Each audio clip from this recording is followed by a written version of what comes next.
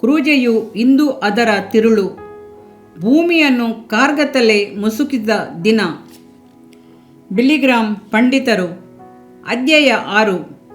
ಪ್ರಪಂಚದ ಚರಿತ್ರೆಯಲ್ಲಿ ಅಘೋರವಾದ ಕಾರ್ಗತ್ತಲೆ ಮುಸುಕಿದ ದಿನ ಯಾವುದು ಎಂದು ಒಂದು ವಿಶ್ವವಿದ್ಯಾಲಯದ ವಿದ್ಯಾರ್ಥಿಗಳ ಗುಂಪನ್ನು ಕೇಳಿದಾಗ, ಕ್ರಿಸ್ತ ಯೇಸುವನ್ನು ಸಿಲುಬೆಗೆ ಹಾಕಿದ ದಿನ ಇತಿಹಾಸದಲ್ಲಿ ಮಹಾ ಅಘೋರವಾದ ಕಾರ್ಗತ್ತಲಿನ ದಿನವೆಂದು ಅನೇಕರು ಏಕೀಭವಿಸಿ ಹೇಳಿದ ಉತ್ತರವಾಗಿತ್ತು. ಅವರ ಉತ್ತರಕ್ಕೆ ಅನೇಕ ಕಾರಣಗಳಿದ್ದವು. ನಿಶ್ಚಯವಾಗಿಯೂ ಸತ್ಯವೇದವನ್ನು ನೋಡುವವರಿಗೆ ಅದು ಕ್ರಿಸ್ತನು ಕ್ರೂಜಿಸಲ್ಪಟ್ಟ ದಿನ ಒಂದು ಕಾರ್ಗತ್ತಲಿನ ದಿನವೆಂಬುದನ್ನು ಗ್ರಹಿಸದೆ ಇರಲು ಸಾಧ್ಯವೇ ಇಲ್ಲ. ಯಾಕೆಂದರೆ ಪಾಪವನ್ನೇ ಅರಿಯದ ಯೇಸು ಕ್ರಿಸ್ತನ ಮೇಲೆ ಅಂದು ಇಡೀ ಮಾನವ ಕುಲದ ಪಾಪವು ಒಂದಾಗಿ ಹೊರಿಸಲ್ಪಟ್ಟಿತು. ಮೊದಲನೆಯ ಒಡಂಬಡಿಕೆಯ ಕಾಲದಲ್ಲಿ ನಡೆದ ಅಕ್ರಮಗಳ ಪರಿಹಾರಕ್ಕಾಗಿ ಕ್ರಿಸ್ತನು ಮರಣವನ್ನು ಅನುಭವಿಸಿದಾಗ ದೊಡ್ಡ ಬೆಟ್ಟವಾಗಿ ಎದ್ದು ನಿಂತ ಪಾಪದ ಬೇಗೆಗೆ ಪ್ರಕೃತಿಯು ಕೆರಳಿ ಅಲ್ಲೋಲಕಲ್ಲೋಲವಾಗಿ ನಡುಗಿ ಸೂರ್ಯನನ್ನು ಮರೆಮಾಡಿತು. ಆದರೆ ಆ ಶೋಕದ ಸಮಯದ ಕತ್ತಲೆಯು ಕೊಂಚ ಕಾಲ ಮಾತ್ರವೇ ಇದ್ದಿತು. ಸತ್ಯವು ಏನೆಂದರೆ, ಅಂದು ಇಡೀ ಜಗತ್ತು ನೂತನವಾದ ಮಹಿಮೆಯ ಹೊಸ್ತಿಲಲ್ಲಿ ಇದ್ದಿತು. ಕೆರೋಲಿನ್ ದೇಶದ ವಾಯುವ್ಯ ದಿಕ್ಕಿನಲ್ಲಿರುವ ನೀಲಿ ಪರ್ವತ ಶ್ರೇಣಿಯಲ್ಲಿ ಸೂರ್ಯನು ಉದಯಿಸುವುದನ್ನು ನಾನು ನನ್ನ ಮಲಗುವ ಮೇಲುಪ್ಪರಿಗೆಯ ಕಿಟಕಿಯಿಂದ ಗಮನಿಸಿದ್ದೇನೆ. ಬೆಳಕು ಹರಿಯುವ ಮುನ್ನ ಕತ್ತಲೆ ಆವರಿಸಿರುವುದನ್ನು ಸಹ ನಾನು ಗಮನಿಸಿದ್ದೇನೆ. ಯೇಸುಕ್ರಿಸ್ತನು ಸಿಲುಬೆಯಲ್ಲಿ ಜಡಿಯಲ್ಪಟ್ಟ ದಿನಕ್ಕೂ ಆತನು ಪುನರುತ್ಥಾನವಾದ ದಿನಕ್ಕೂ ಇದ್ದಂಥ ಕಾಲ ಕೇವಲ ಒಂದು ದಿನ ಮಾತ್ರವೇ.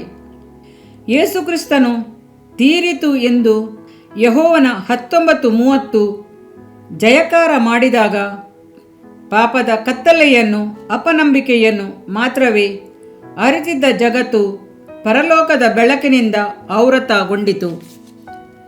ನಾಶ ಕಾಲವನ್ನು ಮೀರಿ ಕಾಣುವ ಕ್ರಿಸ್ತ ಯೇಸುವಿನ ಕ್ರೂಜೆಯನ್ನು ನಾನು ಮಹಿಮೆಪಡಿಸಲು ಎಲ್ಲ ಪವಿತ್ರ ಕಥೆಯ ಬೆಳಕು ಆತನ ಪವಿತ್ರ ಶಿರವನ್ನು ಆವರಿಸಿತು ಎಂದು ನಾವು ಹಾಡುತ್ತೇವೆ.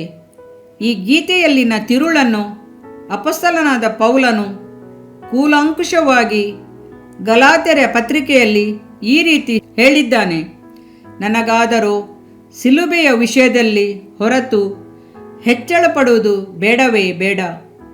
ಆತನ ಮೂಲಕ ಲೋಕವು ಸಿಲುಬೆಗೆ ಹಾಕಿಸಿಕೊಂಡು ನನ್ನ ಪಾಲಿಗೆ ಸತ್ತಿತು. ನಾನು ಸಿಲುಬೆಗೆ ಹಾಕಿಸಿಕೊಂಡು ಲೋಕದ ಪಾಲಿಗೆ ಸತ್ತೆನು. ಗಲಾತ್ಯ 6:14. ಸಿಲುಬೆಯ ಹೆಚ್ಚಳವೇನು? ಅದು ಚಿತ್ರಹಿಂಸೆಗೂ ಅವಮಾನಕ್ಕೂ ಕಾರಣವಾದ ಒಂದು ಸಾಧನವಾಗಿತ್ತು. ಅದರಲ್ಲಿ ಅಂದಚಂದ ಸೌಂದರ್ಯವಾದುದು ಇಲ್ಲ. ಅದು ದ್ರೋಹಿಗಳಾಗಿಯೇ ಮಾಡಲ್ಪಟ್ಟದ್ದು. ಅದರಲ್ಲಿ ಆಕರ್ಷಣೆಯೂ ಇಲ್ಲ. ಶ್ರಮೆ, ಅವಮಾನ, ನಿಂದೆ ಮುಂತಾದ ಚಿಹ್ನೆಯೇ ಆದಾಗಿತ್ತು.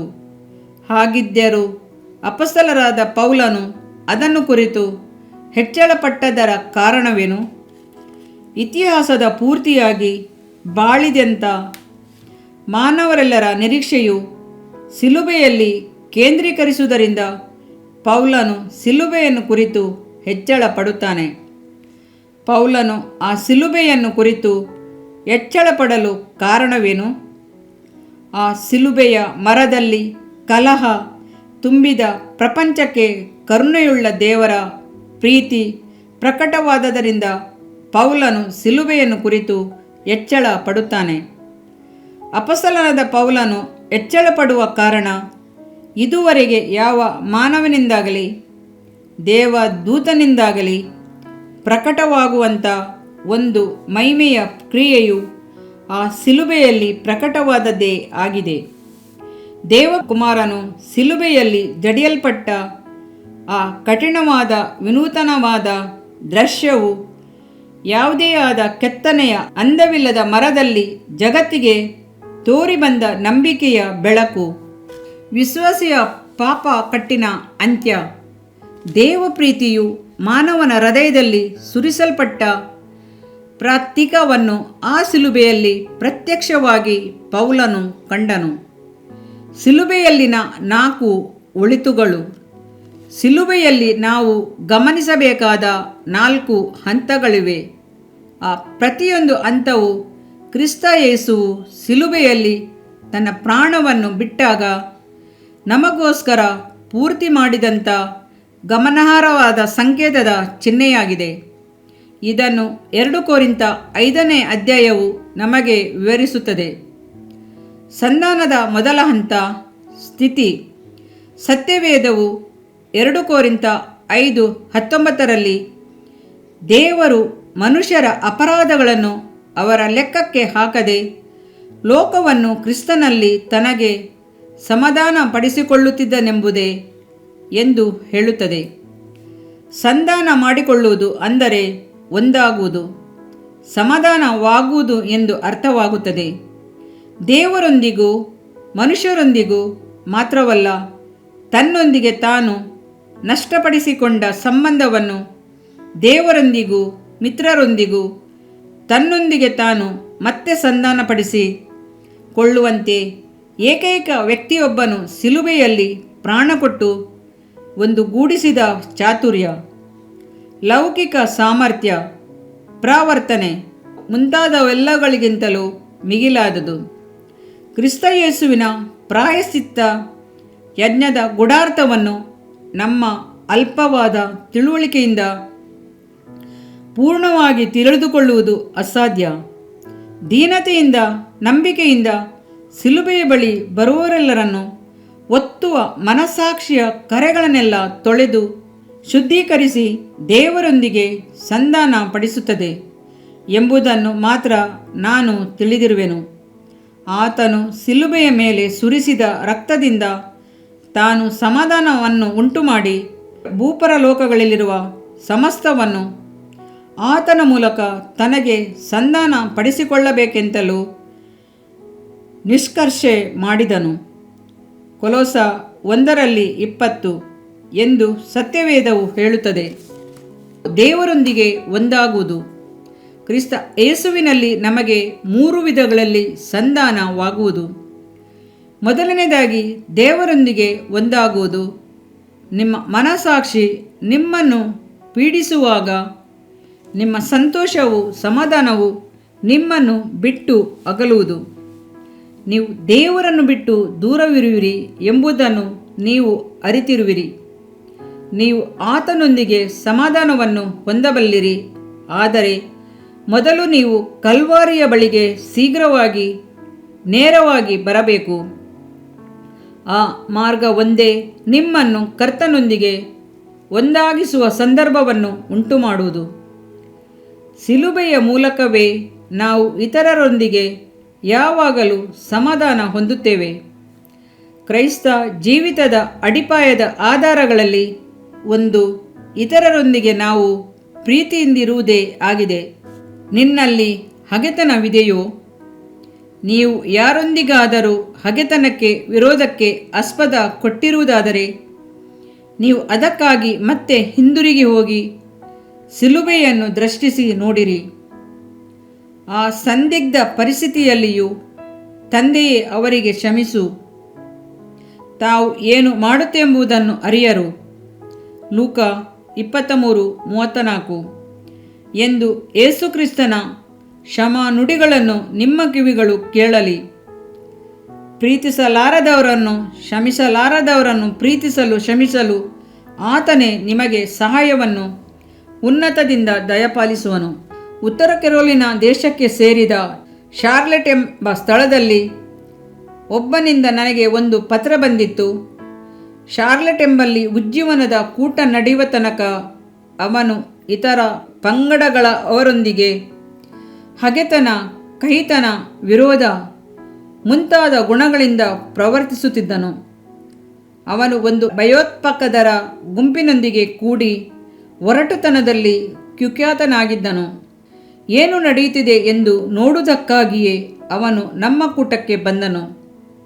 ಒಂದು ರಾತ್ರಿ ಕೂಟದಲ್ಲಿ ಅವನು ಮಾರ್ಪಟ್ಟು ದೇವರ ಕಡೆಗೆ ಬಂದನು. ಎಲ್ಲ ಕೈತನಗಳು, ವಿರೋಧಗಳು, ಹಗೆತನಗಳು ಮತ್ತು ಅಸೂಯೆಗಳೆಲ್ಲವೂ ಆ ಕೂಡಲೇ ನನ್ನನ್ನು ಬಿಟ್ಟಗಲಿದವು. ಆಲೋಚನೆಗಾಗಿ ನಾನು ಕೋಣೆಗೆ ಹೋದಾಗ ಅಲ್ಲಿ ಬೇರೊಂದು ಪಂಗಡಕ್ಕೆ ಸೇರಿದ ವ್ಯಕ್ತಿಯೊಂದಿಗೆ ಕುಳಿತಿರುವೆನು ಎಂದು ಅರಿತೆನು. ಕೆಲವೇ ಗಂಟೆಗಳ ಹಿಂದೆ ತಾನು ಹಗೆತನ ತೋರಿಸಬೇಕಾಗಿದ್ದ ಒಬ್ಬ ವ್ಯಕ್ತಿಯ ಹಸ್ತಗಳನ್ನು ಕಣ್ಣೀರಿನಿಂದ ಹಿಡಿದಿದ್ದೆನು. ನನ್ನಲ್ಲಿದ್ದಂಥ ಜನಾಂಗದ ದ್ವೇಷ, ಹಗೆತನ ಎಂಬ ಸಮಸ್ಯೆ ತೀರಿಹೋಯಿತು. ಬಿಳಿ, ಕಪ್ಪು ಎಂಬ ವರ್ಣಭೇದವಿಲ್ಲದೆ ಎಲ್ಲರನ್ನು ಪ್ರೀತಿಸುವುದೇ ನನ್ನನ್ನು ಕರೆದ ದೇವ ಚಿತ್ತವೆಂಬುದನ್ನು ಆಗ ನಾನು ಮನಗಂಡೆನು ಎಂದು ಅವನು ಕಳಕಳಿಯಿಂದ ಹೇಳಿದನು. ಕಾರಣ ಈ ದಿನಗಳಲ್ಲಿ ಪ್ರಪಂಚದಾದ್ಯಂತ ಮಾನವ ಜನಾಂಗಗಳಲ್ಲಿ ಕಂಡುಬರುವಂಥ ಜಾತಿಮತ ಭೇದಗಳ, ಮೇಲು ಕೀಳು ಎಂಬ ವ್ಯತ್ಯಾಸಗಳ ಶಿಷ್ಟಕರವಾದ ಸಮಸ್ಯೆಗಳನ್ನು ತೀರಿಸಲು, ಸರಿಪಡಿಸಲು ಕರ್ತನಾದ ಯೇಸುಕ್ರಿಸ್ತನಿಂದ ಮಾತ್ರವೇ ಸಾಧ್ಯವೆಂದು ಅರಿತಿದ್ದೇನೆ. ಪ್ರಪಂಚದಲ್ಲಿರುವ ಎಲ್ಲ ಜನಾಂಗಗಳು ಯೇಸುಕ್ರಿಸ್ತನನ್ನು ತಮ್ಮ ಸ್ವಂತ ರಕ್ಷಕನನ್ನಾಗಿ ಅಂಗೀಕರಿಸಿದ ಹೊರತು ಒಬ್ಬರನ್ನೊಬ್ಬರು ಪ್ರೀತಿಸುವ ದೈವಿಕ ಸ್ವಭಾವ ಅವರಲ್ಲಿ ಇರುವುದಿಲ್ಲ. ಪ್ರೀತಿಸಲಾರದಂಥ ತಮ್ಮ ಒಡ ಹುಟ್ಟುಗಳನ್ನು ಪ್ರೀತಿಸುವಂಥ ದೈವಿಕ ಪ್ರೀತಿಯನ್ನು ಕೊಡಲು ಕ್ರಿಸ್ತನೊಬ್ಬನಿಗೆ ಮಾತ್ರವೇ ಸಾಧ್ಯ. ಮೂರನೇದಾಗಿ, ಕ್ರಿಸ್ತನು ನಮ್ಮನ್ನು ತನ್ನಲ್ಲಿ ಸಂಧಾನ ಪಡಿಸಿಕೊಳ್ಳುವನು. ಲಕ್ಷಾಂತರ ಜನರು ಮನ ಸಮಾಧಾನವಿಲ್ಲದೆ ಸಮಸ್ಯೆಗಳಿಂದ ಪೀಡಿತರಾಗಿ ನಾನು ಮೆಚ್ಚುವ ಒಳ್ಳೆಯ ಕಾರ್ಯವನ್ನು ಮಾಡದೆ ಮೆಚ್ಚದಿರುವ ಕೆಟ್ಟ ಕಾರ್ಯವನ್ನು ಮಾಡುವವನಾಗಿದ್ದೇನೆ ಎಂದು ಹೇಳುವ ಸ್ಥಿತಿಯಲ್ಲಿದ್ದಾರೆ. ರೋಮಾಪುರ 7:19. ಕ್ರಿಸ್ತ ಯೇಸುವು ನಿನ್ನ ಜೀವಿತದಲ್ಲಿ ಕ್ಲಿಷ್ಟವಾದ ಸಮಸ್ಯೆಗಳಿಂದ ಬಿಡಿಸಿ ಇದುವರೆಗೂ ನೀನು ಅನುಭವಿಸದಂಥ ಒಂದು ದೈವಿಕ ಸಮಾಧಾನವನ್ನು, ಸಂತೋಷವನ್ನು ನಿನಗೆ ಕೊಡುವಾತನಾಗಿದ್ದಾನೆ. ಯಾಕೆಂದರೆ ಯೆಹೋವನ 2:24-25 ಹೇಳಿರುವಂತೆ ಆತನು ಪ್ರತಿ ಮನುಷ್ಯರ ಅಂತರ್ಯದಲ್ಲಿರುವುದನ್ನು ಅರಿತವನಾಗಿದ್ದಾನೆ. ಎರಡನೇದಾಗಿ, ಕಲ್ವಾರಿ ಶಿಲುಬೆಯಲ್ಲಿ ನಮ್ಮ ವಿಮೋಚನೆಗಾಗಿ ನಾವು ಆತನಲ್ಲಿ ದೇವರಿಗೆ ಸಮರ್ಪಕರಾದ ನೀತಿ ಸ್ವರೂಪಿಗಳಾಗುವಂತೆ ದೇವರು ಪಾಪಜ್ಞಾನವಿಲ್ಲದ ಆತನನ್ನು ನಮಗೋಸ್ಕರ ಪಾಪ ಸ್ವರೂಪಿಯಾಗ ಮಾಡಿದನು. ಆತನು ಪ್ರತಿ ಮನುಷ್ಯರ ಅಂತರ್ಯದಲ್ಲಿರುವುದನ್ನು ಅರಿತವನಾಗಿದ್ದಾನೆ. ಎರಡನೇದಾಗಿ, ಕಲ್ವಾರಿ ಶಿಲುಬೆಯಲ್ಲಿ ನಮ್ಮ ವಿಮೋಚನೆಗಾಗಿ ನಾವು ಆತನಲ್ಲಿ ದೇವರಿಗೆ ಸಮರ್ಪಕರಾದ ನೀತಿ ಸ್ವರೂಪಿಗಳಾಗುವಂತೆ ದೇವರು ಪಾಪಜ್ಞಾನವಿಲ್ಲದ ಆತನನ್ನು ನಮಗೋಸ್ಕರ ಪಾಪ ಸ್ವರೂಪಿಯಾಗ ಮಾಡಿದನು ಎಂದು 2 ಕೊರಿಂಥ 5:21 ಓದುತ್ತೇವೆ. ಸತ್ಯವೇದ ವಾಕ್ಯದ ಪ್ರಕಾರ ಕ್ರಿಸ್ತ ಯೇಸುವು ನಮ್ಮ ಪಾಪಗಳಿಗಾಗಿ ಸತ್ತನು ಎಂಬುದೇ ಇದೇ ಒಂದಕ್ಕೆ ಬದಲಾಗಿ ಇನ್ನೊಂದನ್ನು ಮಾಡುವುದರಲ್ಲಿನ ನಂಬಿಕೆಯಾಗಿದೆ. ಇದೇ ಸುವಾರ್ತೆಯ ಕೇಂದ್ರ ಬಿಂದುವಾಗಿದೆ. ಈ ರಕ್ಷಣೆಯ ಸುವಾರ್ತೆಯು ಇತರೆ ಲೌಕಿಕ ಮಾರ್ಗಗಳಿಗಿಂತಲೂ ಕ್ರೈಸ್ತ ಮಾರ್ಗದ ಮುಖ್ಯತ್ವವನ್ನು ಎತ್ತಿ ತೋರಿಸುವುದಂತಾಗಿದೆ. ಅರ್ನಾಲ್ಡ್ ಡಯನೆವಿ ಎಂಬುವರು ಕ್ರೈಸ್ತ ಕುಟುಂಬಗಳಲ್ಲಿ ಮಕ್ಕಳ ಶುಶ್ರೂಷೆ ಮಾಡುವ ಚೀನಾ ದೇಶದ ದಾದಿಯನ್ನು ಕುರಿತು ಹೀಗೆ ಹೇಳಿದರು. ಅವಳು ಏನೋ ಚಿಂತನೆ ಮಾಡುತ್ತಾಳೆಂದು ತಿಳಿದು ನಿನಗೇನು ತೊಂದರೆ ಎಂದು ಕೇಳುವಾಗ ಅವಳು ಉತ್ತರಿಸುತ್ತಾ, ನೀವು ಬಹಳ ಒಳ್ಳೆಯವರು, ಆದರೆ ನಿಮ್ಮ ಮನೆಯಲ್ಲಿ ಕೈಕಾಲುಗಳಲ್ಲಿ ಕ್ರೂರವಾದ ಮೊಳೆಗಳು ಒಡೆಯಲ್ಪಟ್ಟು ಹಿಂಸೆಯ ದೃಷ್ಟವುಳ್ಳ ಒಬ್ಬ ತಪ್ಪಿತಸ್ಥನ ಚಿತ್ರಪಟವಿದೆಯಲ್ಲ. ಯಾವುದನ್ನು ಬೇಗನೆ ಮನವರಿಕೆ ಮಾಡಿಕೊಳ್ಳುವ ವಯಸ್ಸಿನಲ್ಲಿರುವ ನಿಮ್ಮ ಮಕ್ಕಳ ಎದುರಿನಲ್ಲಿ ಇಂಥ ಭಯಂಕರವಾದ ಪಟವನ್ನು ಏಕೆ ತೋರಿಸುತ್ತೀರಿ ಎಂದು ಅರ್ಥ ಮಾಡಿಕೊಳ್ಳಲು ನನಗೆ ಸಾಧ್ಯವಾಗುತ್ತಿಲ್ಲ ಎಂದಳು. ಚೀನಾ ದೇಶದ ದಾದಿ ಶಿಲುಬೆಯನ್ನು ಕುರಿತು ಸೂಚಿಸಿದ ಈ ಅಭಿಪ್ರಾಯವೇ ಕ್ರೈಸ್ತ ಗ್ರೀಕರಿಗೆ ಹಿಂದಿನವರಿಗೂ ವ್ರತವಿರುವ ರೋಮಾಯರಿಗೂ ಮಾತ್ರವಲ್ಲದೆ ಪೂರ್ವಕಾಲದ ತತ್ವ ಶಾಸ್ತ್ರಿಗಳೆಲ್ಲರಿಗೂ ಇದೇ ಅಭಿಪ್ರಾಯವಿತ್ತೆಂದು ಅರ್ನಾಲ್ಡ್ ಡಯನ್ಬಿ ಹೇಳುತ್ತಾರೆ. ಚೀನಾ ದೇಶದ ದಾದಿ ಸುಲುಬೇನ್ ಕುರಿತು ಸೂಚಿಸಿದ ಈ ಅಭಿಪ್ರಾಯವೇ ಕ್ರೈಸ್ತ ಗ್ರೀಕರಿಗೆ ಹಿಂದಿನವರಿಗೂ ವ್ರತವಿರುವ ರೋಮಾಯರಿಗೂ ಮಾತ್ರವಲ್ಲದೆ ಪೂರ್ವಕಾಲದ ತತ್ವ ಶಾಸ್ತ್ರಿಗಳೆಲ್ಲರಿಗೂ ಇದೇ ಅಭಿಪ್ರಾಯವಿತ್ತೆಂದು ಅರ್ನಾಲ್ಡ್ ಡಯನ್ಬಿ ಹೇಳುತ್ತಾರೆ. ಹೌದು, ಹೆಸರಾಂತ ಚರಿತ್ರಕಾರನಾದ ಅರ್ನಾಲ್ಡ್ ಡಯನ್ಬಿ ಮತ್ತಿತರ ಜ್ಞಾನಿಗಳು ಮುಂತಾದವರಿಗೆ ಶಿಲುಬೆಯ ಉಪದೇಶ, ರಕ್ಷಣೆ ಇವೆಲ್ಲವೂ ಹುಚ್ಚುತನವಾಗಿಯೇ ಇದ್ದವು. ಪ್ರೀತಿಗಾಗಿ ಸಂಕಟವನ್ನು ಅನುಭವಿಸುವ ಮಹಿಮೆ, ಪ್ರೀತಿಯುಳ್ಳ ದೇವರ ದಯೆ ಇವೆಲ್ಲವನ್ನು ಜನ್ಮ ಸ್ವಭಾವವುಳ್ಳ ಮಾನವನು ಅರಿತುಕೊಳ್ಳಲಾರನು. ಆದರೆ ನಮ್ಮ ವಿಮೋಚನೆಗಾಗಿ ತನ್ನ ಅಮೂಲ್ಯವಾದ ರಕ್ತವನ್ನು ಚೆಲ್ಲಲು ಛಿದ್ರಗೊಂಡ ಕರ್ತನ ಕ್ರೂಜೆಯ ದೃಶ್ಯವನ್ನು ನೋಡಿದವರು ಭಯಭಕ್ತಿಯಿಂದ ಕೃತಜ್ಞತೆಯಿಂದ ಈ ರೀತಿ ಆಡುವರು: ಆತನ ಶಿರ ಕೈಕಾಲುಗಳನ್ನು ಕಾಣಿರಿ. ಎಂದಾದರೂ ಅಂಥ ರೀತಿ ಅಂಥ ಪ್ರೀತಿ ಸಂಕಟವನ್ನು ಸಹಿಸುದುಂಟೆ? ಅಥವಾ ಮುಳ್ಳಿನ ಕಿರೀಟ ಎಂಥ ಗೌರವವಿದದು? ಇಡೀ ಪ್ರಕೃತಿಯು ನನ್ನದೇ. ಮುಳ್ಳಿನ ಕಿರೀಟ ಎಂಥ ಗೌರವವಿವದು? ಇಡೀ ಪ್ರಕೃತಿಯು ನನ್ನದೇ. ಅದು ಒಂದು ಬಹುಮಾನಕ್ಕಿಂತಲೂ ಅಧಿಕವಾದದ್ದು. ಅಂಥ ಆಶ್ಚರ್ಯವೂ ಪವಿತ್ರವೂ ಆದ ಪ್ರೀತಿಯು ನನ್ನ ಜೀವಿತ ಆತ್ಮ ನನ್ನದೆಲ್ಲವನ್ನು ಹಕ್ಕಿನಿಂದ ಕೇಳುವುದು. ಕಲ್ವಾರಿ ಶಿಲುಬೆಯ ಮೂರನೆಯ ಸ್ಥಿತಿ ನೂತನಗೊಳ್ಳುವುದು.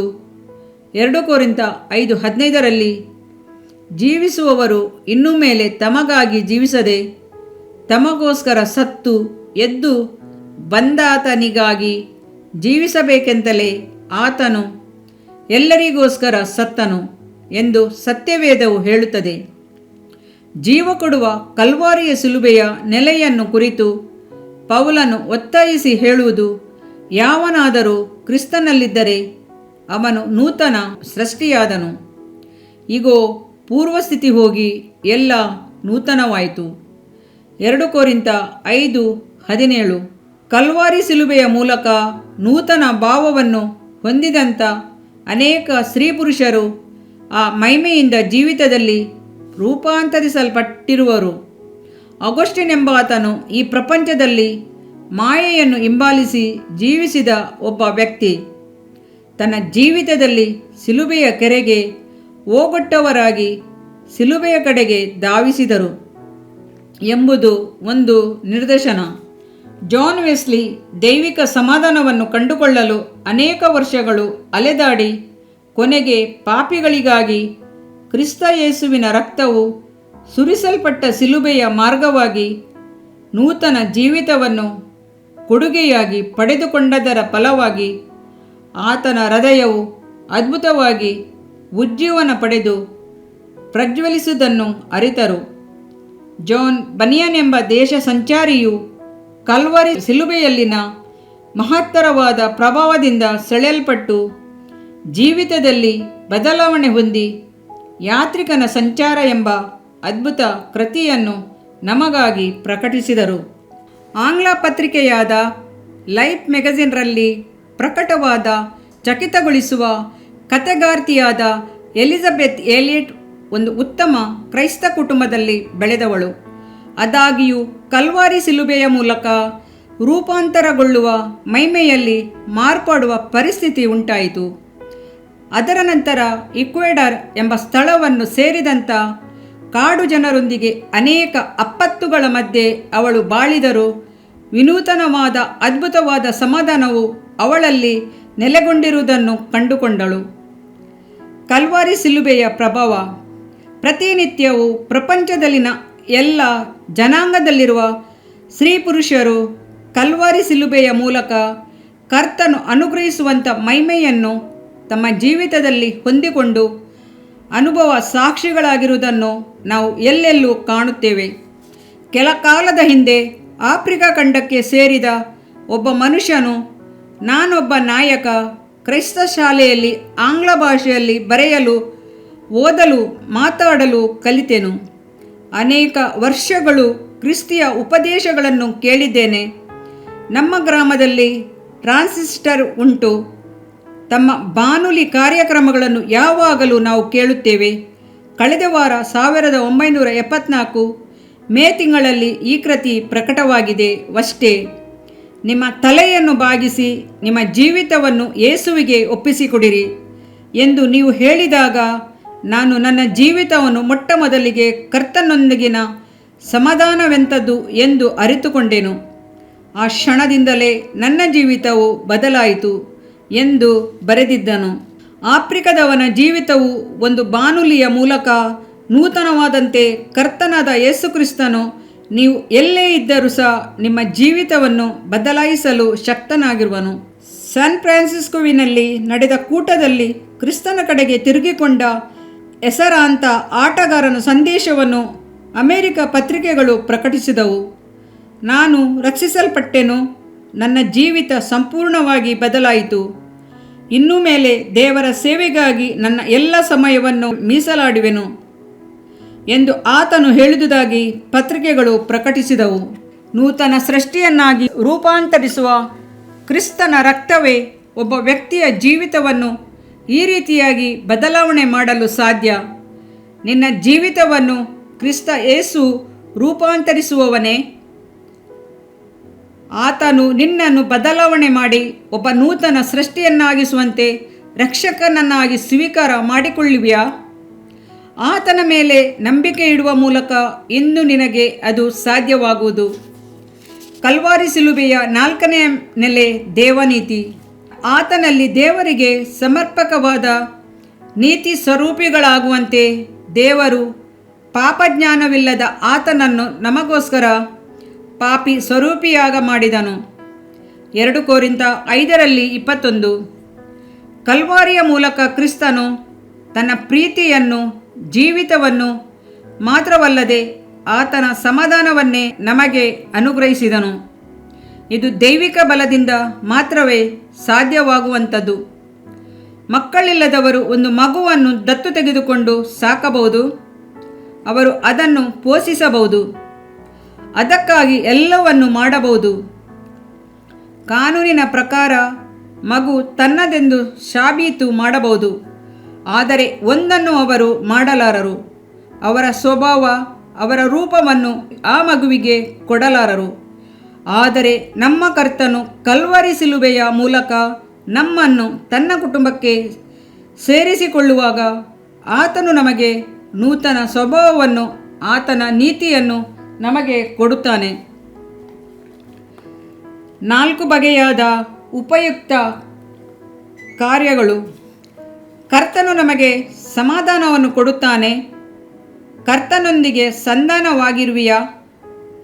ಕರ್ತನೊಂದಿಗೆ ಒಳ್ಳೆಯ ಅನ್ಯೋನ್ಯತೆ ಇದೆಯೇ? ಆತನು ನಮಗೆ ವಿಮೋಚನೆಯನ್ನು ಅನುಗ್ರಹಿಸುತ್ತಾನೆ. ಮರಣದ ಕೊನೆಗಳಿಗೆಯಲ್ಲಿದ್ದ ಕಳ್ಳನು ನೀತಿ ಎಂಬ ಆ ವಿಮೋಚನೆಯನ್ನು ಆ ದಿನದಲ್ಲೇ ಕಂಡುಕೊಂಡು ಆನಂದಿಸಿದನು. ಅವನಂತೆ ಹೀನಾಯ ಸ್ಥಿತಿಯಲ್ಲಿರುವ ನನ್ನ ಪಾಪಗಳು ತೊಳೆಯಲ್ಪಡುವುದೇ? ಹೌದು, ದೇವರು ನೂತನ ಸೃಷ್ಟಿಯನ್ನಾಗಿಸುತ್ತಾನೆ. ನೀನು ಆಧ್ಯಾತ್ಮಿಕ ಜೀವಿತ ಮಾಡುತ್ತಿರುವೆಯಾ? ನಿನ್ನ ಜೀವಿತದಲ್ಲಿ ಕರ್ತನಿಗೆ ಆಸ್ಪದ ಉಂಟೆ? ದೇವರು ನಮಗೆ ನೀತಿಯನ್ನು ಅನುಗ್ರಹಿಸುತ್ತಾನೆ. ಕ್ರೈಸ್ತನೆಂಬುದಕ್ಕೆ ನಿನ್ನಲ್ಲಿ ಆಧಾರಗಳಿವೆಯೋ? ನಿನ್ನಲ್ಲಿನ ಆರ್ತೆಯನ್ನು ಮಾತ್ರವೇ ನಂಬಿರುವೆಯೋ? ಅಥವಾ ವಿಮೋಚಕನ ರಕ್ಷಣೆಯನ್ನು ನಂಬುತ್ತೀಯೋ? ನಾವು ದೇವರಿಗೆ ಸಮರ್ಪಕವಾದ ನೀತಿ ಸ್ವರೂಪಿಗಳಾಗುವಂತೆ ಆತನು ಸತ್ತನು. 2 ಕೊರಿಂಥ 5:21. ಸ್ಪೇನ್ ಅಮೆರಿಕ ಯುದ್ಧದ ಸಮಯದಲ್ಲಿ ಸ್ಯಾಂಟಿಯಾಗೋ ಎಂಬ ಬಂದರಿನಲ್ಲಿ ಒಂದು ಸ್ಪ್ಯಾನಿಷ್ ಹಡಗು ಮುಳುಗಿಸಲ್ಪಟ್ಟಿತು.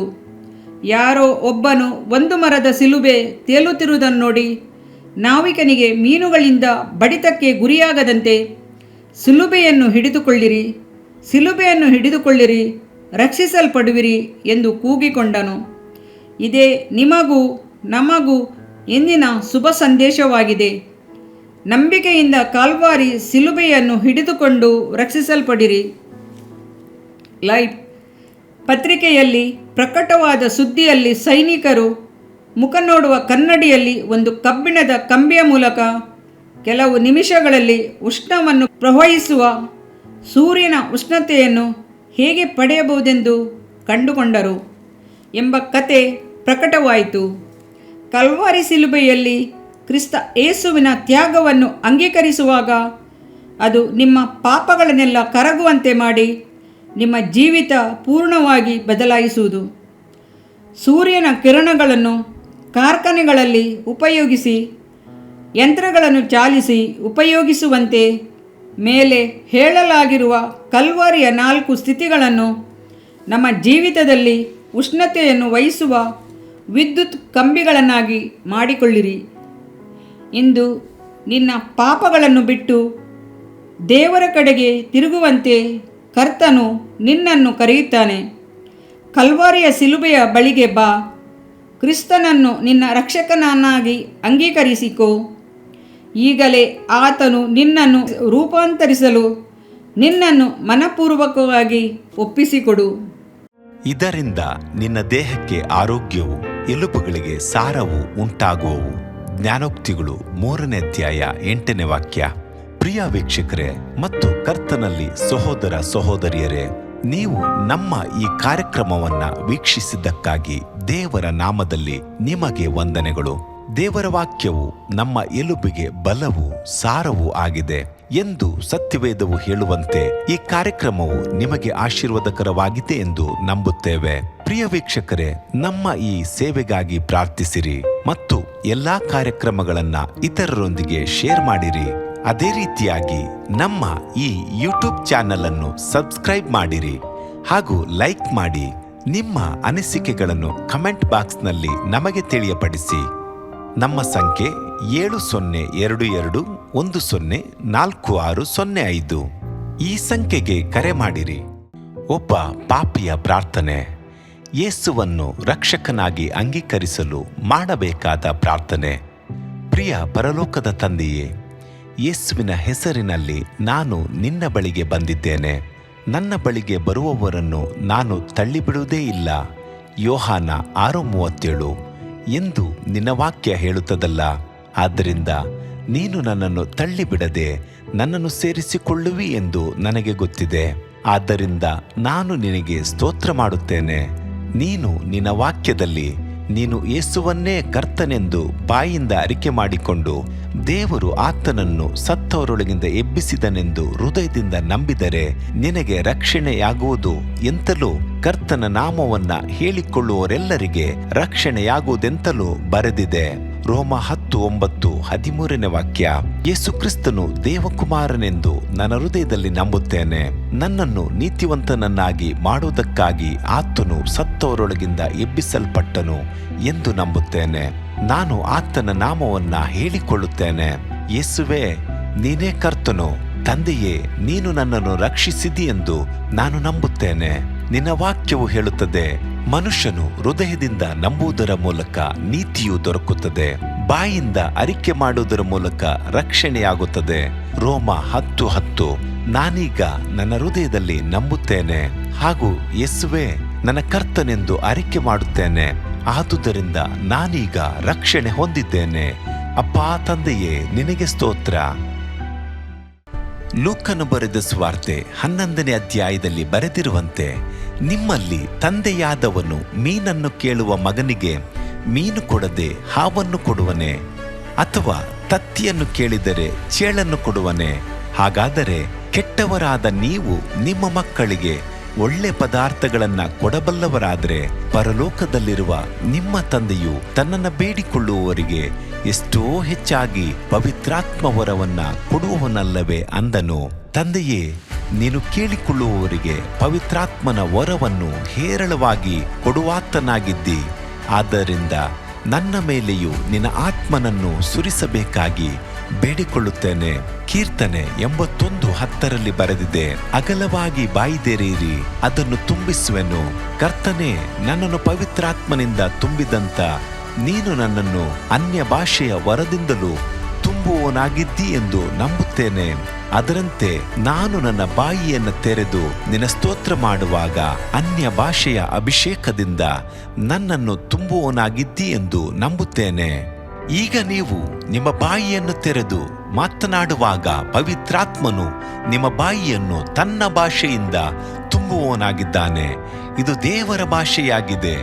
ಈ ಅಭಿಷೇಕವನ್ನ ಹೊಂದಿಕೊಳ್ಳಲು ನೀವು ನಿಮ್ಮ ಸ್ವರವನ್ನ ಉಪಯೋಗಿಸಬೇಕು. ಅದರಿಂದ ನೀವು ನಿಮ್ಮ ಬಾಯನ್ನು ತೆರೆದು ದೇವರಿಗೆ ಸ್ತೋತ್ರ ಮಾಡುವಾಗ ದೇವರು ನಿಮ್ಮನ್ನು ಅನ್ಯ ಭಾಷೆಯ ವರದಿಂದ ತುಂಬುವವನಾಗಿದ್ದಾನೆ. ಪ್ರಿಯರೇ, ಈಗ ನೀವು ಪವಿತ್ರಾತ್ಮನಿಂದ ತುಂಬಲ್ಪಟ್ಟ ಆತನ ಪ್ರಿಯ ಮಕ್ಕಳಾಗಿದ್ದೀರಿ. ದೇವರ ನಾಮಕ್ಕೆ ಸ್ತೋತ್ರವಾಗಲಿ.